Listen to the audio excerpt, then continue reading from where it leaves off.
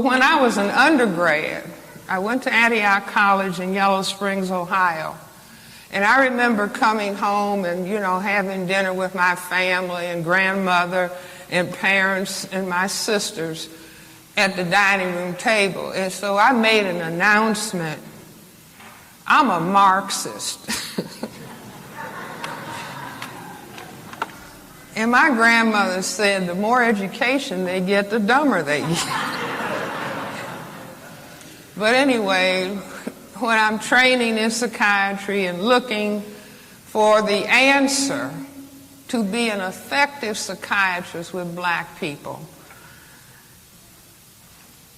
looking for the answer to racism. And I remember attending a Black Power Committee meeting. And as a matter of fact, I was doing a fellowship in child psychiatry at that point. And I would get a voice. And if you get a voice in here, you need to see a psychiatrist.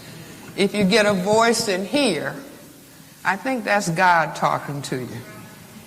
And the voice would say, and I would be writing up cases at the end of the day, and the voice would say, go to a Black Power Committee meeting.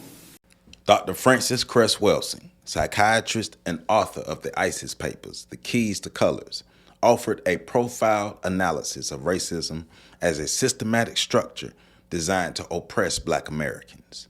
She argued that racism is not merely about individual prejudice or hatred, but a global system of power and control that white supremacy uses to dominate and subjugate non-white people, particularly black individuals. According to Dr. Welsing, this system influences every aspect of black Americans' lives, including education, employment, housing, healthcare, and the criminal justice system, perpetuating inequalities that ensure the continued dominance of white populations. Her work emphasizes that to understand racism, one must recognize its systematic nature and how it underpins the social structures that disadvantage black people. Dr. Welsing believed that race itself is a social construct tied intrinsically to racism, created to establish a hierarchy that privileges white people. She describes racism as the deliberate practice of white supremacy, a systematic effort to maintain control over non-white populations. This system ensures that white Americans benefit materially, socially, and psychologically from their position at the top of the racial hierarchy. Racism, as Dr. Welsing explained, is not incidental or accidental, but a strategic and sustained effort to ensure white dominance over all areas of human activity, including politics, economics, religion, and war. Just quietly, it wasn't frightening. So when ministers say they get a calling, I kind of know what they mean. And so this would happen over and over and over again. Again, it was subtle, very subtle, nothing to shake you up or anything, because I didn't go to meetings. And so I finally went to a Black Power Committee meeting. And after the meeting, people were sitting in somebody's apartment eating African food. And a gentleman was on the other side of the room.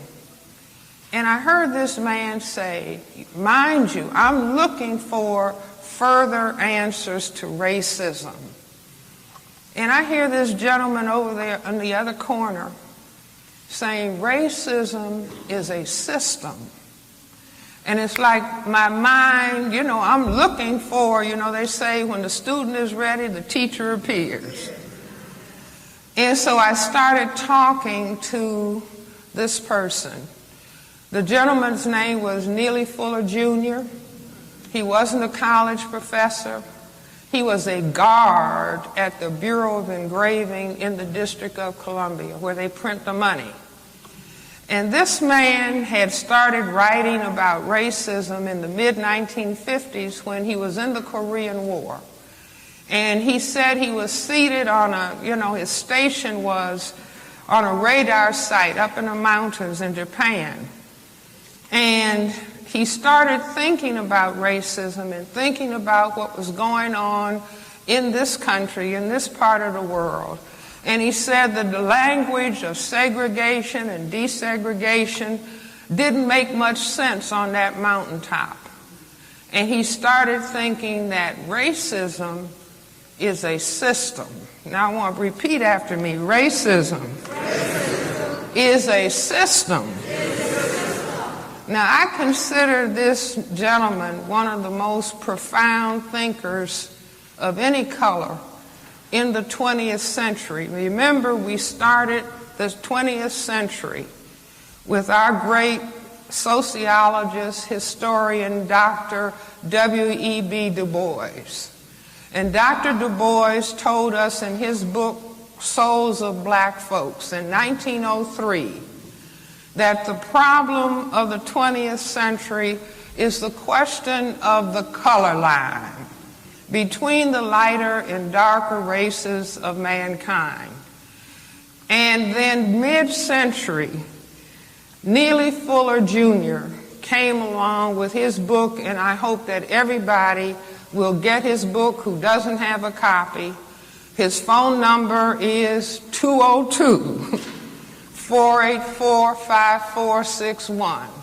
But it is a profound statement, analysis of looking at racism as a total system structure that functions in all areas of people activity: economics, education, entertainment, labor, law, politics, religion, sex, and war, for the ultimate purpose of maintaining the power equation of white power over a relative non-white powerlessness.